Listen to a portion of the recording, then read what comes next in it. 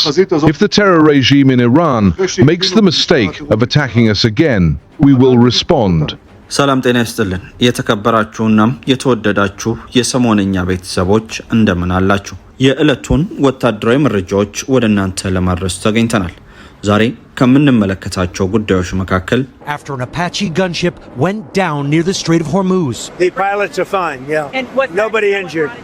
በስትራቴጂካዊው የሆርሙዝ ሰርጥ አካባቢ የተሰማራችው የአሜሪካ ባህር ኃይልና እግረኛ ጦር ድጋፍ ሰጪም የአፓቺ የውጊያ ሄሊኮፕተር በተፈጠረ ወታደራዊ ግጭት መመታቷ ታውቋል። Donald Trump has reportedly warned Benjamin Netanyahu that Israel would be on its own if it entered a full-scale conflict with Iran. የአሜሪካው ፕሬዝዳንት ዶናልድ ትራምፕ ከእስራኤሉ ጠቅላይ ሚኒስትር ቤንያሚን ኔታንያሁ ጋር ባደረጉት ውይይት ግጭቶች ከቀጠሉ እስራኤል ብቻዋን እንደምትቀጥል ማስጠንቀቃቸውን ተከትሎ በአሜሪካና እስራኤል መካከል ያለው የፖለቲካ ውጥረት ከፍተኛ ደረጃ ላይ ደርሷል። በሌላ በኩል የአሜሪካ መንግስት ወደ እስራኤል የተተኮሱ የኢራን ባላስቲክ ሚሳኤሎችን ሳይከላከል መቅረቱ የዓለም መነጋገሪያ ሆኗል። ላይክ፣ ሼር እና ሰብስክራይብ እያደረጋችሁም እስከ ፍጻሜው አብራችሁን ቆዩ። ለውስን ቤቶችና ቀናቶች ብቻ የሚቆይ ታላቅ ቅናሽ የዲፕሎማትና ፋይናንሻል ሴንተር በሆነችው ሜክሲኮ ላይ በዲዛይኑ ለየት ያለ ኮምፓውንድ አፓርትመንት አቅርበንላችኋል። አፓርትመንቶቻችን ከባለ 1 እስከ 3 መኝታ ማለትም ከ78 ካሬ እስከ 158 ካሬ በዚህ ዘመናዊ መንደር ውስጥ 2 መዋኛ ገንዳ፣ ጂምናዚየም፣ ሰፋፊ ሊፍቶች፣ የመሮጫ ትራክ፣ የልጆች መጫወቻና ሌሎችንም ባንድ አካቷል። ምን ይሄ ብቻ! አትራፊ የሚያደርጉት የንግድ ሱቆች ከ10 ካሬ ጀምሮ እኛ ጋር ያገኛሉ። በዛ ላይ የንግድ ሱቆቻችንን ተመራጭ የሚያደርጋቸው ሳይታችን 4ቱም መንገዶች ያዋስኑታል። እንዲሁም ከ1000 በላይ መኪና ማቆሚያ ስፍራ ተዘጋጅቷል። ታዲያ የዚህ ዕድል ተጠቃሚ ለመሆን ቅናሹ ከመጠናቀቁ በፊት ቀድመው ይደውሉ 0920687779 አባይ ሆምስ ሪል ስቴት። በመካከለኛው ምስራቅ የሆርሙዝ ሰርጥ አቅራቢያ በተፈጠረም የጸጥታ ቀውስ የአሜሪካ ጦር ኃይሎች ንብረት የሆነች AH-64 አፓቺ የውጊያ ሄሊኮፕተር ተመታ መውደቋ ተሰምቷል። The pilots are fine, yeah. Nobody injured. ይህ ክስተት በኢራንና በአሜሪካ መካከል ያለውን ከፍተኛ ወታደራዊ ውጥረት ወደ አዲስ ምዕራፍ ያሸጋገረው ሲሆን በዓለም አቀፍ የነዳጅ ንግድ መስመር ላይም ትልቅ ስጋትን ደቅኗል።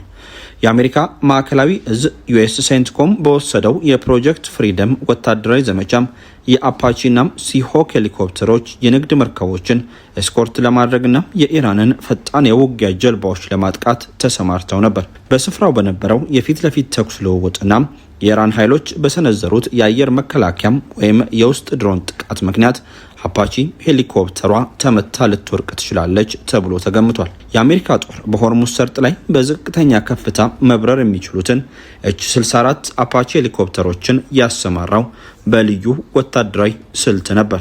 ኢራን በሰርጡ ላይ የንግድ መርከቦችን ለማደናቀፍ የምትጠቀምባቸውን ፈጣን የጦር ጀልባዎች ስዋርም ቦትስ ለመምታት አፓቺዎች 30 ሚሜ መድፍና ሄልፋየር ሚሳኤሎችን ታጥቀው ስምሪት ተሰጥቷቸውም ነበር።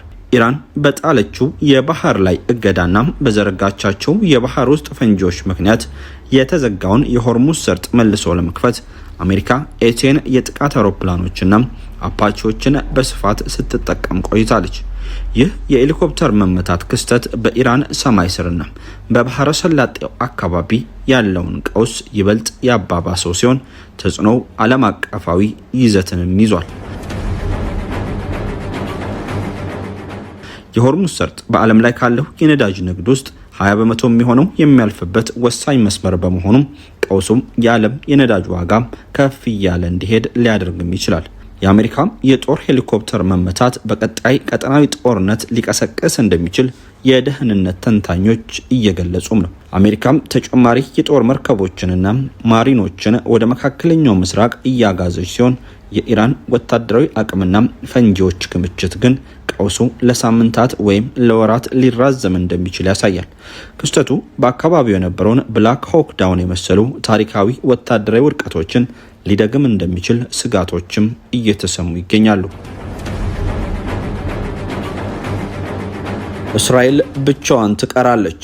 ዶናልድ ትራምፕ Donald Trump has reportedly warned Benjamin Netanyahu that Israel would be on its own if it entered a full-scale conflict with Iran.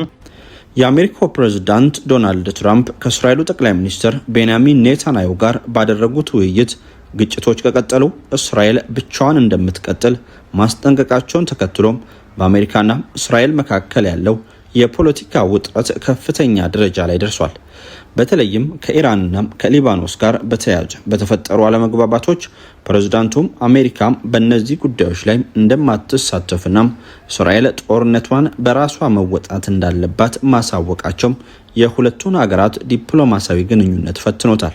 ፕሬዝዳንት ትራምፕ ከኢራን ጋር የሰላም ስምምነት ላይ ለመድረስ ከፍተኛ ዲፕሎማሲያዊ ጥረት እያደረጉ ሲሆን የእስራኤል ወታደራዊ እርምጃዎች ሂደቱን አደጋ ላይ ሊጥሉት ይችላሉ የሚል ስጋት አላቸው። እስራኤል በኢራንና በሊባኖስ ቤይሩት ላይ ያነጣጠሩ ጥቃቶችን መፈጸሟም አሜሪካን እንዳስቆጣትና ፕሬዝዳንቱ ጉዳዩን በጋራ መፍትሄ መቋጨት እንዳለበት ቢገልጹም ኔታንያሁ የሀገራቸውን ሉዓላዊነትና ደህንነት ለማስከበር በሚል ጦርነቱን እንደማያቆሙ መግለጻቸው ሌላው የቀውሱ ምንጭ ሆኗል።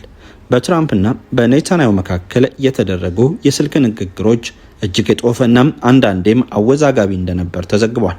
ፕሬዝዳንት ትራምፕ የኢራንን ግጭትና የሊባኖስን ሁኔታ በማስመልከት እርምጃዎችን ከቀጠሉ እስራኤል በቅርቡ ብቻዋን እንደምትቀር ግልጽ ማድረጋቸውና በሁለቱ መካከል የቃላት ጦርነት መካሄዱን ከሚዲያ ዘገባዎች ለመረዳት ተችሏል። አሜሪካ በቀጠናው ያላትን የውጭ ጉዳይ ፖሊሲ በመጠኑም ቢሆን በማስተካከል ላይ እንደምትገኝ ያሳያል። ትራምፕ ከቀጠናው ግጭቶች ይልቅ በስምምነትና በድርድር መፍትሄ ለማምጣት ቅድሚያ በመስጠት እስራኤል በፈለገችው መንገድ ብቻዋን እንደ አሜሪካ ወታደራዊ አጋርነት ሙሉ ድጋፍ እንደምታገኝ እያመላከቱ ነው። በሌላ በኩል ጠቅላይ ሚኒስትር ኔታንያሁና የእስራኤል የደህንነት ካቢኔ አሜሪካ ብትደግፍም ባትደግፍም የኢራንና የሊባኖስ ስጋት እስኪወገድ ድረስ እርምጃዎችን መቀጠል እንደ ግዴታ እንደሚቆጥሩት ግልጽ አድርጓል። ይህ አካሄድ የእስራኤልን የራሷን ሉዓላዊነት አስጠብቆ ለመጓዝ ያላትን ቁርጠኝነት የሚያሳይ ነው እየተባለም ይገኛል። በአሜሪካና በእስራኤል መሪዎች መካከል የሚፈጠሩ አለመግባባቶች ሁለቱንም ወገኖች ለውስጣዊ ጫና ይዳርጋሉ። በተለይም ኔታንያሁ ከአሜሪካ ፕሬዝዳንት ጋር ያላቸው ግንኙነት የውስጥ ፖለቲካዊ ተቀባይነታቸውን የሚፈትንበት ወቅት ላይ ይገኛሉ። ጉዳዩን በቅርቡ የሚከታተሉ የፖለቲካ ተንታኞች የአሜሪካና እስራኤል አጋርነት አሁንም የሚቀጥል ቢሆንም የትራምፕ አስተዳደር ቀጠናዊ ጦርነቶችን ለመቆጣጠርና ስምምነቶችን ለማስፈጸም በሚያደርጉት ጥረት የኢየሩሳሌም አስተዳደር ሊወስዳቸው በሚችላቸው ወታደራዊ እርምጃዎች ላይ ከበፊቱ የተለየ የፖለቲካ ጫናዎች እንደሚያሳድሩበት ያመላክታል። ጦርነቱ ሊቆም ይችላል። ኢራንና እስራኤል ሰኔ 8 ቀን 2026 ባካሄዱት የተኩስ ልውውጥ ከፍተኛ ፍርሃትን ካጫሩ በኋላም እርስ በርስ የሚያደርጉትን ቀጥተኛ ጥቃት ማቆማቸውን አሳውቋል። ይህ የተኩስ አቁም ስምምነት የተደረሰው የአሜሪካው ፕሬዝዳንት ዶናልድ ትራምፕ ሁለቱም ሀገራት ጥቃቱን እንዲያቆሙና ለአፋጣኝ የተኩስ አቁም ድርድር እንዲቀመጡ ባቀረቡት ጥብቅ ማሳሰቢያ መሰረት ነው። የእስራኤሉ ጠቅላይ ሚኒስትር ቤንያሚን ኔታንያሁ በቴህራን የሚገኘውን መንግስት በመምታት አጻፋዊ እርምጃ ከወሰዱ በኋላም በኢራን በኩል ጥቃት መቆሙን ጠቅሰው ግንባሩ ላይ ያለው እሳት ለጊዜው በቁጥጥር ስር መዋሉን አሳውቋል። ሆኖም እስራኤል ለወደፊቱ ለሚሰነዘርባት ማንኛውም ጥቃት በከፍተኛ ኃይል እንደምትመልስ አስጠንቅቋል። የኢራን እስላማዊ አብዮታዊ ዘብ IRGC በበኩሉ በቴህራን ሚዲያዎች በኩል ባስተላለፈው መልእክት በእስራኤል ላይ የከፈተውን ወታደራዊ እርምጃም ማቆሙን ገልጿል። ይህ የሁለቱን ሀገራት ለአጭር ጊዜ ያጋየው ግጭት የተፈጠረው እስራኤል በሊባኖስ ቤይሩት ከተማም ደቡባዊ ዳርቻዎች የሂዝቦላ ምሽግ ናቸው በተባሉ ስፍራዎች ላይ የአየር ጥቃት መፈጸሟን ተከትሎ ነው። ኢራን ይህን ድርጊት ተከትሎ ከሰኔ 7 እስከ 8 2026 በኢራቅና በየመን በሚገኙም የኢራን አጋሮች በመታገዝ ወደ እስራኤል ወደ 30 የሚጠጉ ባላስቲክ ሚሳኤሎችን ተኩሳለች። የእስራኤል መከላከያ ሰራዊት IDF በምላሹም በማዕከላዊና በምዕራብ ኢራን በሚገኙም 12 ወታደራዊ ኢላማዎችና በመሐሻር በሚገኝ የፔትሮኬሚካል ፋብሪካ ላይ አሰቃቂ ጥቃቶችን አድርሷል። ፕሬዝዳንት ዶናልድ ትራምፕ ጦርነቱ እንዲሰፋ እንደማይፈልጉና ሁለቱ ወገኖች ወደ ሰላም ስምምነት መግባት እንዳለባቸው በግልጽ በማሳወቅ የድርድር ሂደቱን እየመሩ ይገኛሉ። የኢራን አጋር የሆኑት የሁቲ ታጣቂዎችም ወደ እስራኤል ሚሳኤል መተኮሳቸውንና በቀይ ባህር ውስጥ በእስራኤል መርከቦች ላይ እገዳ መጣላቸውን አስታውቋል። ከከፍተኛ ውጥረት በኋላም የኢራን ሲቪል አቪዬሽን ባለስልጣን የአየር ክልሉን እንደከፈተና የበረራ እንቅስቃሴዎች ወደ ነበሩበት መመለሳቸውን አሳውቋል። ምንም እንኳን የኢራንና እስራኤል ቀጥተኛ የተኩስ ልውውጥ ቆመው ሁለቱም ወገኖች የየሀገራቸውን የሰላም ሁኔታ ለማሳየት ቢሞክሩም ለሰላም የሚደረገው ድርድር አሁንም ተሰሚነት ያለውና በሰፊው የቀጠለ መሆኑ ተነግሯል።